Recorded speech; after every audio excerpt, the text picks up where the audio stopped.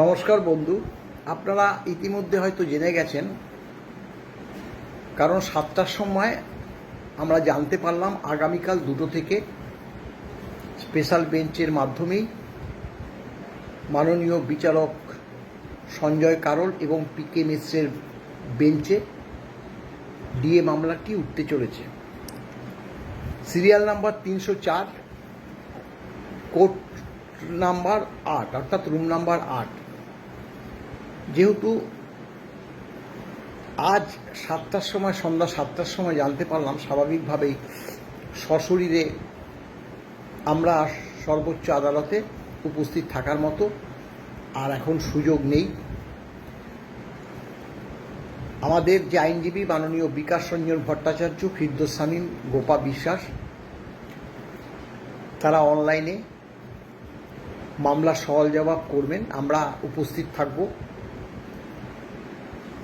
কারণ ওই দিন মাননীয় সঞ্জয় কারোলের যে বেঞ্চ, সেই বেঞ্চে তার যে কটা মামলা আছে স্পেশাল বেঞ্চ হিসাবে, সেগুলো ছেড়ে দেওয়ার উদ্দেশ্যেই মনে করছি খুব তড়িঘড়ি আগামীকাল ডেটটা দিয়েছেন, কারণ তিনি অবসর নিতে যাচ্ছেন এই আগস্ট মাসের কোনো একটি দিনে।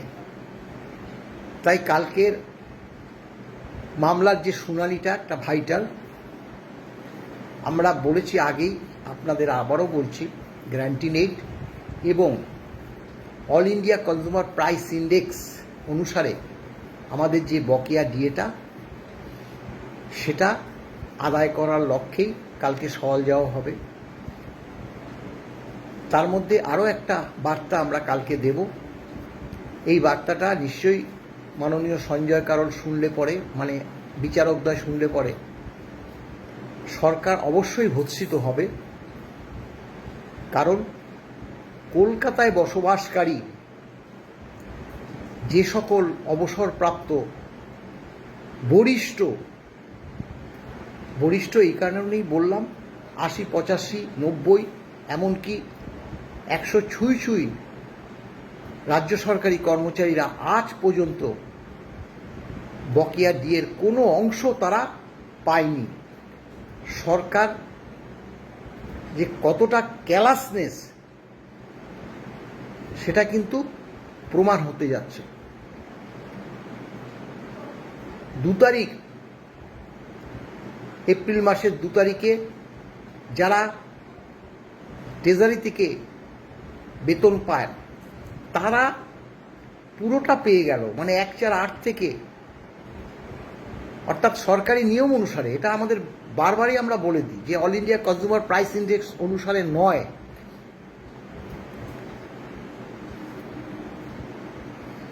ওয়েস্ট বেঙ্গলের একটা সিপিআই করেছে 605 ধরে, যার ফলে বহু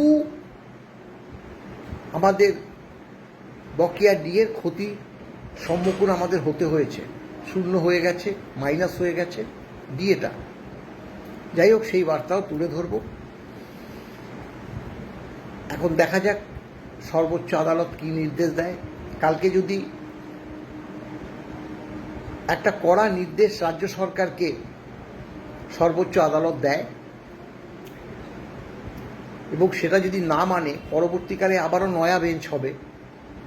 সেই বেঞ্চে আমরা আবারও কন্টেম্প পিটিশন দাখিল করব। আমরা তো এই সরকারকে ছেড়ে দেব না। আমাদের পঞ্চম বেতন কমিশনের বকেয়া ডিএ পাই টু পাই রাজ্য সরকারের কাছ থেকে আমরা আদায় করে ছাড়বই। এখন দেখা যাক, আবারও বলছি, 2টো থেকে মামলা।